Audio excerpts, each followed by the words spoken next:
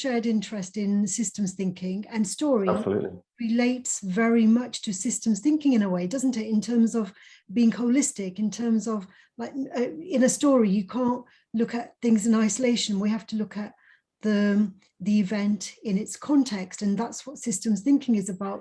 You know, looking at things joined up together and looking for the pattern. So tell me, like, your take on this whole concept of stories and creativity, and how does it shape our identities?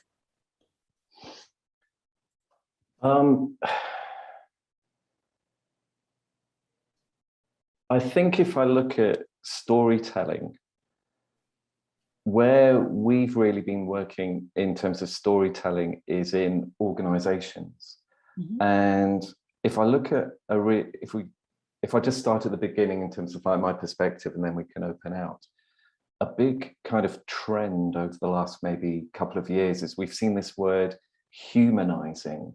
Mm-hmm. Yeah, I don't know if you've been seeing this word, and I'm not really a fan of the word, because sometimes it feels that people who use the word are trying to take on a theme that maybe they're not really used to. There's maybe consultants or thinkers moving into this area. Yeah, because there's that whole concept of human resources, right? Yeah.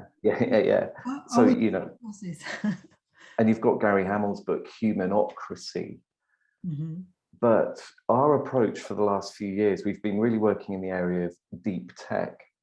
And I took a look at the word deep tech. The phrase deep tech was coined in 2014. But for me, the definition wasn't particularly deep, which is quite ironic. The word deep tech kind of referred to either types of technology, like blockchain, artificial intelligence, or startups and companies, the category of company investing in those technologies. And I wanted to work with deep tech in a much deeper way, where you could take into account human values, lived experience, and visual storytelling to really understand the connection between people and technology, and how this relationship is going to move forward. So in terms of narratives, we very much work at the strategic level, and we're trying to trying to introduce into organizations a very different type of systems thinking, which is our way of thinking about wholeness, which is not just the technology, it's not just the processes, but it is really understanding people, their stories, and human values. And this is kind of the starting point. And sometimes I feel that when you use a word like humanizing, I'm not really too sure what that means. It's a bit of a strange word, to humanize. Whereas no, it's very much about the values, the level of consciousness, and really understanding people in all their dimensions, including their stories. And so because of that, we've actually created a kind of an approach to really deepen an understanding of purpose. Because again, likewise with humanizing, you'll have seen like purpose has become quite big now. And again, just like sustainability, there was an issue with greenwashing. Our organization's really becoming purposeful. And within our approach, before, or rather more primary to purpose for us, is authenticity, because it's not enough to have a purpose and talk about the purpose. You have to be authentic, and an organization has to be authentic. And you really have to have this authenticity in order for it to put that purpose into practice. So in terms of how we've worked, for example, let me give you now an example of how we've worked with stories. We were actually asked to work with one company on one of Brazil's biggest takeovers. So, and again, when you have a takeover situation, one company buying another company, there's a huge amount of fear.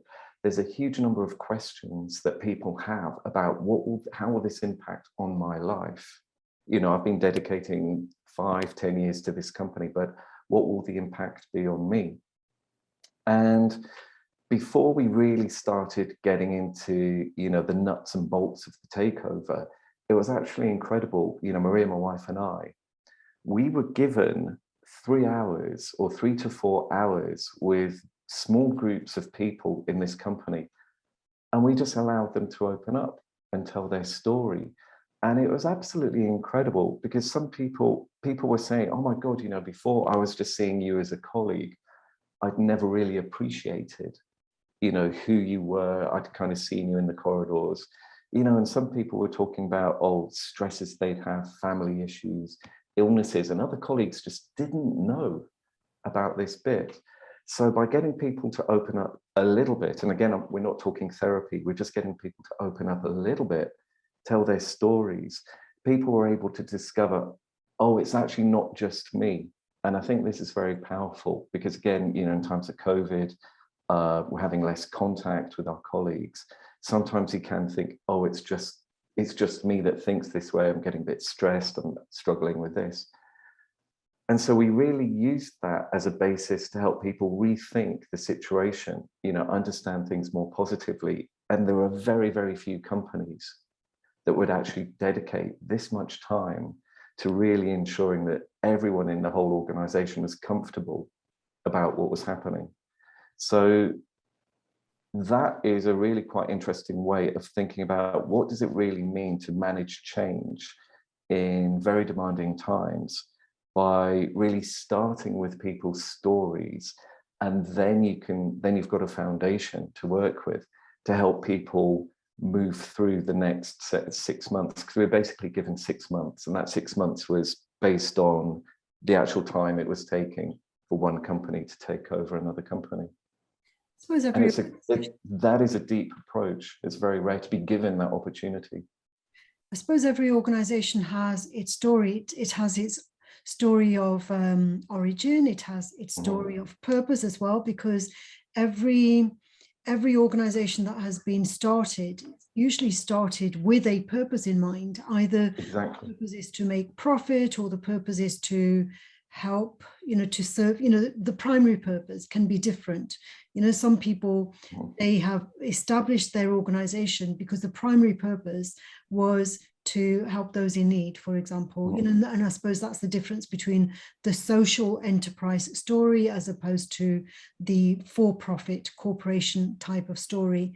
So and within that story, we all have our own identities. And the story you told me just now about how the members of staff, when they told each other their personal stories, it's easier for us to see ourselves reflected in their story. Whereas otherwise, until someone tells their story, we might have shared interests. We might have work, we work well as teams, but we're focused on the end product rather than who we are. Yeah, no, absolutely. Because there were some really interesting things came out of this project that exactly is what you're saying. So one of the things that came out, a key word was detachment. Yeah, it's quite rare for, say, a business leader to actually use the word detachment. I don't know if you've kind of come across it in your work. And it's especially when one company, one brand, one purpose comes to an end. A lot of people had difficulty letting go and trying to move into the new reality. So we really kind of worked with this notion of detachment and letting go and allowing, the new to emerge. And also it's another interesting thing. This is a very, very big industrial company. And we actually worked a lot with the concept of empathy, and we used Dave Gray's empathy map. Normally, empathy is used for things like product design, service design, customer experience, to really get into the mind of your customer, to really think about what their issues are. But we used it in a way to help engineering leaders deal with their teams, because a lot of the engineers said, well, what is empathy? Why do I need this? I'm an engineer. Why would I possibly need it? And the empathy map gave them a framework to, and again, I'm not critiquing them anyway, but in engineering, industrial degrees, when you learn at university, there's no human aspect, is there? It's purely engineering. You're not given this kind of team and leadership support, because maybe an engineer might not move into a leadership position until maybe 10 years later. Yeah, So we had to work through there as well, work with that as well. You remind me of this book that I read recently called Invisible Women, I think it's called, if I remember rightly. And in it, she gives lots of examples where male architects have designed, let's say they've designed a kitchen, and they've designed a kitchen without having empathy for women. And the kitchens are just too small. Yeah. They might be perfect for a bachelor male, but they're not, you know, they're not how a woman would design it, especially not a woman with a family. And when you go into supermarkets, those shelves have been designed by tall people, tall men. Yeah. Short women can't reach the, you know, the things that they need, you know, essential things that are necessary for women. So empathy is important for engineers. Empathy is important for architects, because when we're designing, we have to have the end users in mind, and not just a certain segment of them that are familiar to us. We have to have a broad range, especially those who may be disabled in some way, not just because they're short, but because, you know, they might be dyslexic, for example, and they might not be able to read the instructions in the same way that somebody who is not dyslexic can. So empathy is needed for everyone who's providing a service or a product, isn't it? Yeah, absolutely. And he's just reminded me, I don't really want to cover this subject too much because it is quite heavy, but IDEO, the biggest design thinking consultancy in the world, they're in all sorts of problems right now because they have been very discriminatory against people of color, LGBT people inside their organization, and women. And they're now facing all sorts of negative publicity because of previous employees are finding the bravery, you know, to really talk about this. And that's ironic that a company that bases its whole purpose on we have empathy for people, so we know how to design. It doesn't happen internally, you know. Yeah, that's right. So they may know how to design for others who are similar to themselves. Yeah. That's, you know, going to be a smaller and smaller number of people. If, you know, it's like that's what happens in countries that are very homogenous. They become smaller and smaller and smaller, whereas countries that are diverse, they flourish, they thrive, you know, because there's that emergence, isn't there? You know, systems thinking, there's that emergence of ideas, which is constantly enabling us to grow rather than what's the opposite of grow? Well, decrease, shrink. Shrink. I don't know. Yeah, there is another word that I'm thinking. I'm dyslexic myself, so I can't think of the right word at the right time. But you know, but there are many advantages to being diverse, and research has shown that there are links between diversity and creativity. So if these organizations haven't cottoned on to that, then you know they're not going to be as innovative as they could be. Yeah, exactly. And then the final thing, to come back to one of your initial comments about systems thinking, a big question in systems thinking is it's always a case of, if you have a model, that model does not represent the whole of reality. Yeah. And there's I've seen a big argument about, oh, well, this model's better than that model. And it's like, modeling is important so long as you're mindful about what aspect of truth you are trying to model and what the level of insight is, and the range of validity. And this is why, in addition to things like cultural diagnostic tools, questionnaires, focus groups, workshops, we have a technique called visual storytelling. And we actually work with a consultant who is also a photographer, Paolo. He's a good friend of ours. And it's absolutely incredible in terms of companies, you know, there are a lot of genuine companies really wanting to find deeper ways of articulating who they are, their essence. And so we work with Paolo. So we do a bit of exploration, say, with the leadership team of a company to really understand what exactly it is they're looking for. And then Paolo will go into a company, and with this photographic kind of philosophical creativity, he will take photographs of like the day-to-day lives of, you know, who he finds there. He'll talk to them, help them tell their stories. And it's absolutely incredible. because this is one of like Nora Bateson's great critiques of, you know, typical consultancy or systems thinking. You know, there's a rich amount of data there that you can't necessarily articulate, but it's incredible. You know, it's the cliche, a picture's worth 1,000 words. And so what we do is, before really telling the story of the company, we have this visual way to go in and you really enter into the spirit of the company, and you find these stories of many different people in the company. And often it's incredible the way in which people that you wouldn't necessarily expect to be strong at articulation, they really are able to articulate very deep, complex, and very interesting thoughts about themselves, who they are, their relationship with the company. And then that is a very, very rich narrative basis for then going on and doing the more typical work, which is, okay, defining mission, vision, you know, these all this good stuff that helps the company then articulate itself to the outside world. And also sounds, I suppose. We can tell stories through simply sounds, music. Mm-hmm. You know, people go to concerts and like think about a ballet. Well, a ballet is visual and music as well. You know, think about Mm-hmm. a concert. You know, Beethoven, you listen to Beethoven, and there are stories within stories in simply the music. And so I suppose that a lot of advertising, that's why it incorporates both very strong visuals and also sounds to accompany those visuals, because they both absolutely, yeah, story, yeah, without words sometimes, and if you put some words in there. So there are many different ways of telling stories, aren't there? oh crumbs, yeah. So in terms of systems thinking then, because I think that a lot of systems thinking, it focuses on the external world. It focuses on our relationship with our external world ecologically, and not as much on how our inner world you know, relates with the external world.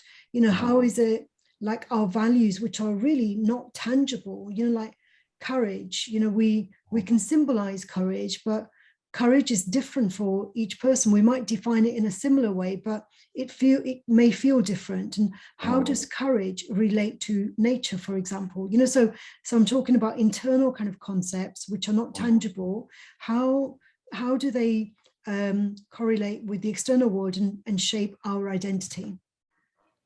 Yeah, I mean, that is exactly right. And we spend a lot of time, it's actually quite incredible. I think there's a really interesting insight that you've just said, that one of the big benefits of, again, my expertise is within organizations, you know, I'm not like a therapeutic personal person. A big problem, why do companies really struggle to have a systemic view? Because they do base their thinking in like models, and they don't necessarily take into account the internal, which is exactly right. And so what we often do, one of our practices is qualification. What exactly does this term mean? Yeah. And it's often a case of what is a big problem with organizations top down, yeah, hierarchies. That isn't necessarily a problem. Yeah. The problem is the nature and quality of the communication, which flows in one direction. And there are so many assumptions. We know this. This is the meaning of the message, but the message isn't received. So we actually, you know, we do run dialogue groups, but a lot of the basis of the dialogue is on qualification of concepts. What does this mean to me? And then you end up with this much richer vocabulary inside of the organization, because people open up to these different meanings. And then you can really start to do things like strategy. Yeah. And again, I know a lot of people, maybe in sustainability, they don't like the word strategy, but that's what brings everything together. That's what gives the organization meaning. And so, for example, to just give you an example of what I'm talking about, there was one case study, and, you know, I'll be able to show this at the event because we have photographs, we've got permission to show the photos. The idea was how do you really communicate strategy to 5,000 people? And especially in Brazil, you've got the distance between, say, the bottom people in the organization doing the most basic jobs and the top surgeons. It's huge. This social distance is monumental. And you've got arrogance, you've got ego, you've got all these, elitism, you've got all this stuff happening. And the idea was they had a strategic map that they wanted to communicate, i.e., here's a concept that comes from the business world that only very, very few people would really understand and relate to. How do all these other people really relate to it? So what we said is, well, if you want to communicate the strategic map, don't communicate the strategic map. No one's going to really understand what that is. It's like, tell this story. So we actually did a piece of work converting the strategy into a story. Oh, this is how we see ourselves reaching where we want to be in the next 5 years. Because what is a story? It's a systemic model which has many different parts and many different interconnections and many different relationships. So we did that. And then what we also did is we looked at the way in which, well, different people relate to the story in different ways, their internal worlds. And we really wanted to, we created an event where you had a mixture of people on every table. We were running events with 100 people at a time. What would happen normally? All the doctors would stick together, the surgeons would stick together, the nurses would stick together, and then you're just going to get one worldview on each of these tables, and that's not really going to work. So we deliberately mixed things up. And then what happens if you have a mixture of people with different levels of seniority? The most senior person, even without instructions, is going to take control, because it's like, if I have to talk, I'm the most senior person. So how do you deal with that? We told a story, and we had like these long tables, with like 10 people, and the story was so long, it wasn't just in terms of words, we had graphics and images and stuff. So different people read different parts of the story. And it was just really interesting, because people would read a little part of the story, say, oh, this obviously means that, and then you pass it on. And in this way, you just get this really, I call this process melting the social hierarchy. Why melting the social hierarchy? Because melting is a very gentle word, and it almost happens without you noticing it. Like, there's the ice, then 10 minutes later, there you've got a pool of water, and you don't really notice the stage in between. And in a very gentle way, you bring these people together from very, very different social classes and domains of expertise and experience. And before they know it, they're interacting, because these other, maybe, we'll call it superficial, they're not superficial, but these masks and personas kind of melt away, and you really get genuine dialogue. And that's the power of a narrative. When you really work with narrative in that format, where you take into account the lived experience of people. And I suppose the question is, what is the purpose of that narrative? What's the agenda? Because, stories serve a purpose. Stories can be used to support a particular narrative. But I suppose the strategy needs to be in alignment with the narrative. If the strategy is not in alignment with the narrative, and it's not going to achieve the outcomes that you've established with your vision statement, with your mission statement, with like your values and whatever. So I suppose it goes back to this thing of like, well, what is the purpose? What is the purpose of the story? Which story do we want to tell? Because at any point in time, you and I here now, we've probably got hundreds of different stories that we could tell. Why are we choosing to tell this story and not the other hundreds of stories we could tell? So it must be to do with like, well, what's the narrative? What's the agenda here? So in that room where you've got like hundreds of different people with all these different stories, how do you facilitate a story which is going to be serving the whole rather than individual dominant members of the storytellers? Yeah, no, that's an absolutely great point. So again, in systems thinking, there's this great concept of emergence. but it's actually quite hard to find people giving examples of how they work with emergence in, you know, particular contexts. And so this is the next bit. What happened was actually a little bit unexpected, because what was the point? The point was to engage everyone with the strategy and communicate the strategy in a way that would be meaningful. But what we then did, on each table, we gave everyone one particular challenge, because within the space of an hour, you can't do everything, can you? So we said, look, here's one particular challenge: sustainability, new technology, building a new hospital, you know, expanding the units, expanding the type of healthcare. And what we did, we got people to really discuss particular solutions, but then create something visual that personified this particular solution. So it's either a visual storyboard, you know, using graphics and images, but then other people used plasticine, or they, you know, they created like a physical structure. And this is the really interesting bit. We got everyone to then present and explain exactly why this particular model represented their solution. And that is when you really get away from, say, business terminology, business language, business concepts. And the solution that comes back is articulated in a way that is meaningful to everyone, because you're respecting their lived experience, you're respecting the way in which they talk about things. And in fact, the head of the hospital, we interviewed the head of the hospital to say, look, what was the impact?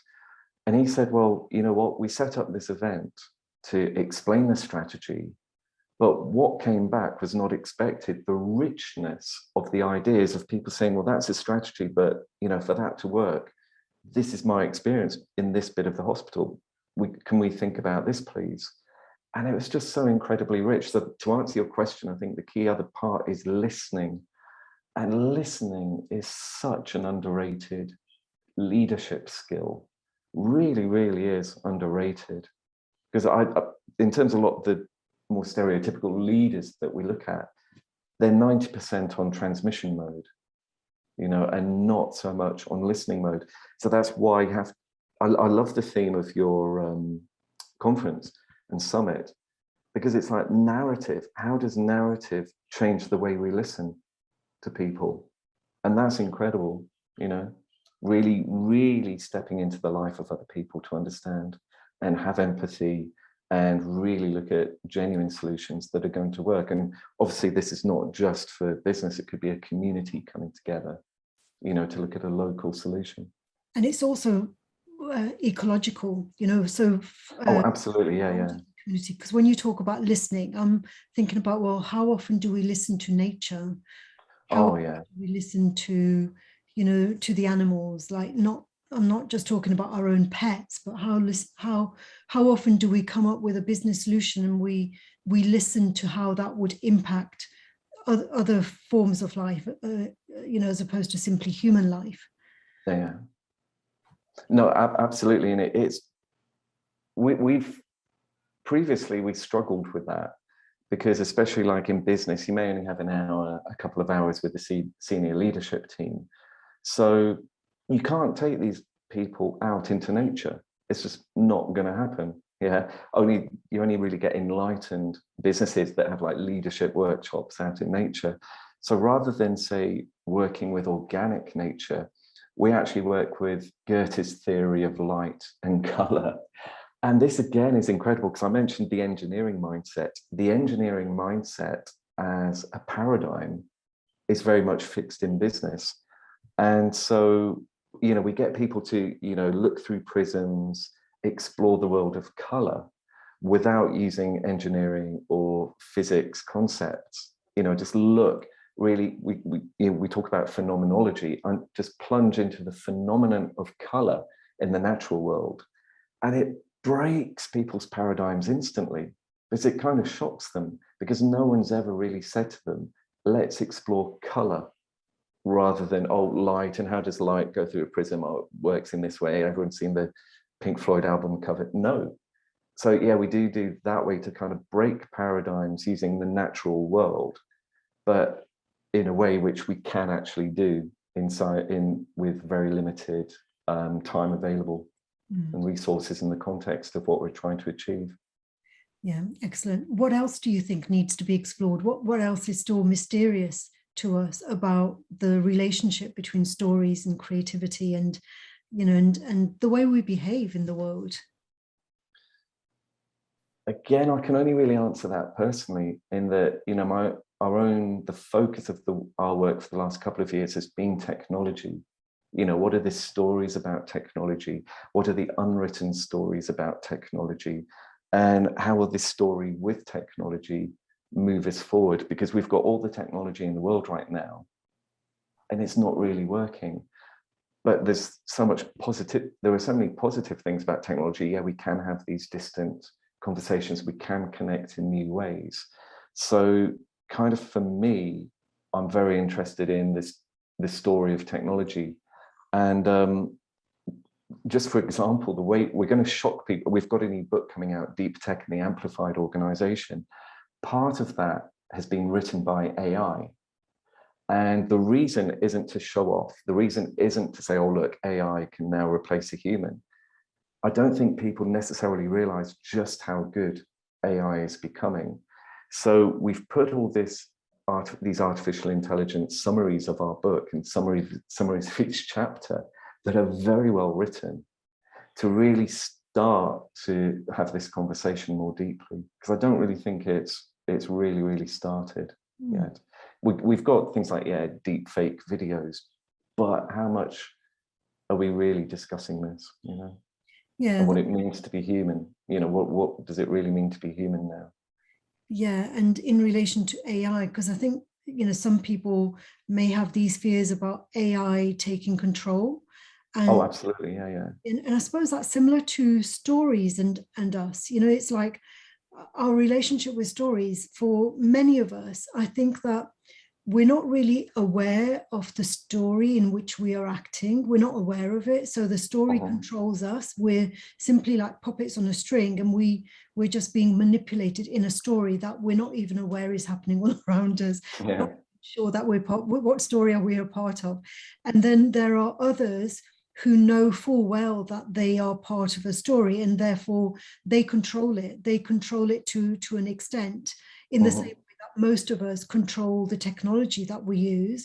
We know that, the technology serves us, but it can even be part of our identity. I don't know who I would be without a computer, without a camera, without a microphone. I'm not sure who, that would be a very different identity compared with, but I'm still in control. Whereas with AI, I think there are fears that it may overwhelm us unless we keep up, and most of us may not have the technology, the expertise to be able to keep up with it. No, absolutely. Okay then, bye for now. Bye-bye. Right, take care, bye now.